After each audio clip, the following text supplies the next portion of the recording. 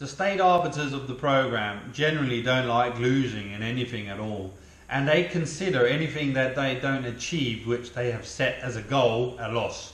So when they, on the 19th and 20th of January this year, failed miserably in their attempts for me to lose my platforms on DBA and have me lose my suppliers, which I use for my business, One Stop Engine Shop, which is under ferocious attack by the government, the state arbiters of the program, and not just here in Denmark, but also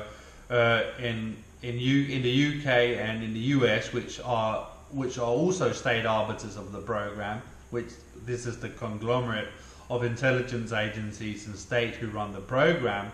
When they saw this loss, and the loss became clear, not only from the act itself that they didn't achieve their goals, but also that I made a video of it,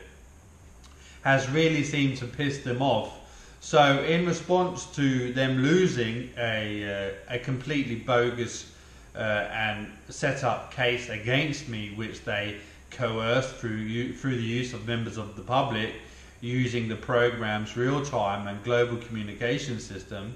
they have gone on a rampage against me. And on this rampage, they are obviously making all sorts of extraordinary claims and allegations, which are not only being made as in a sentence, as I'm saying to you here, but they are fabricating these virtual move fabrications in which they proclaim that I'm the protagonist. And in these virtual movies that I do not even generally see, but I am well aware that they are occurring, they are always claiming that I'm guilty of having committed sex crimes, and they are also making all sorts of extraordinary claims of all sorts, especially as it regards to sex and sexuality, which is their go-to method, modus operandi, is to make these virtual movie fabrications and have them have the subject matter be surrounding depraved sex and sexuality. So they began that immediately, which became clear to me because I saw on Facebook that they were directing or coercing members of the public, and they are completely obsessed with using teenagers in these regards to attack my sales ads on Facebook. And I saw these teenagers completely unbeknownst to me, I have no idea who they are, they don't know who I am, were invoking invoking some of the government's claims and allegations in these attacks against me amongst each other, and therefore it became pretty clear for me to see what the state arbiters were doing. So not only did I give a response in which I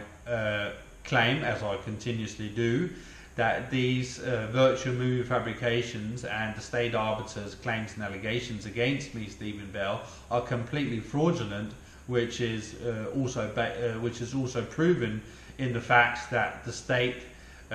nowhere, not even Denmark, not England, nor the US, are willing to charge me or indict me or even have me interviewed by the police, and thereby proving, if this was even necessary to do in this situation, that their claims and allegations against me are completely fraudulent, which I highlighted in these responses to these attacks that are going on against my small business,